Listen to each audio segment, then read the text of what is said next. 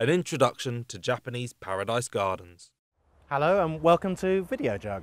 My name's Tom Cole, I'm head of horticulture at Capel Manor College, and you join me in the Japanese garden.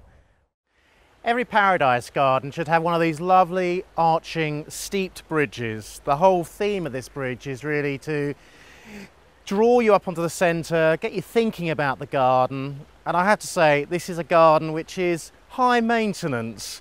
You really do need to look after your plants. You need to keep a few checks in place, pruning, thinning out on a regular basis. But it is a garden for the enthusiast. It's a garden that actually is a whole world in miniature. You've got rock areas. You've got the bridge here that gives a great sort of striking focal point to the garden, surrounded by some great plants like the Japanese acer here, conifers, and the water below, which is the setting point for the garden, the west of the garden, which is the lake or the pool, set off by this wonderful storm lantern. You can set that alight in the evening and you could actually enjoy yourself here. What a great garden to be in. We're in the western point of this paradise garden, looking over at this lovely still pond area, constructed from a butyl liner, overlaid with pebbles to create that more naturalistic setting. And then the edge set off with some great cobbles so you can walk around the garden. It's only around about 2 foot deep, and that's all you need actually for some of these dwarf floating water lilies, but you do have to watch out for the algae. You do get algal blooms when it's very warm, and you do need to look after that. All your good garden centres and aquatic suppliers will give you a whole range of tips and experience when it comes to putting a pond together like this.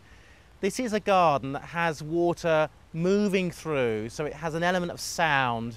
It also has lots of reflection as well. And this is probably the most important garden for anyone who wants to put a Japanese garden into their own space.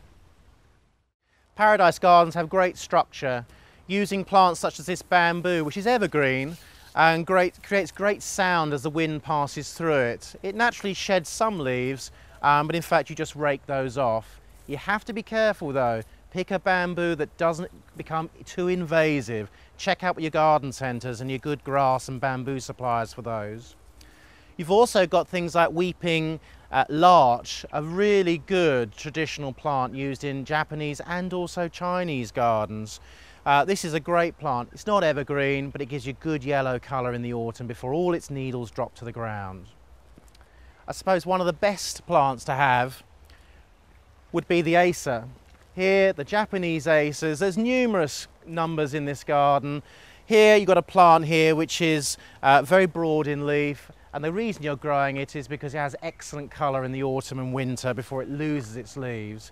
Every Japanese garden that's based on the paradise concept must have these key plants.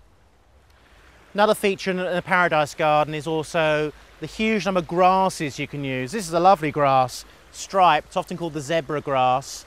It actually gives great height to a border, and you don't cut it down till February and March, so you lose a month, but in fact you get good architectural foliage coming up through the rest of the year. Again, another key plant that you should have.